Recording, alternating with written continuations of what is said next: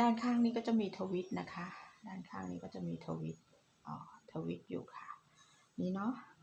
อันนี้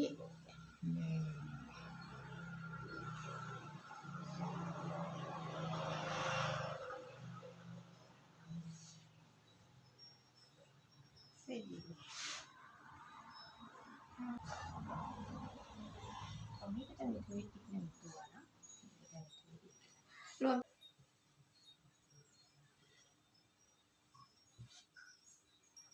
จะเป็นกระโปรงย้อย1วงกลมนะคะแล้วก็มีเผื่อจีบทวิตทั้งข้างหน้าข้างหลังเหมือนกันเลยค่ะตรงนี้จะเป็นการต่อข้างนะคะมีกระเป๋าค่ะกระทวิตนี่กระทวิตนี่กระทวิตนี่กระทวิตนี่กระทวิตสรุปแล้วเบามากเลยค่ะ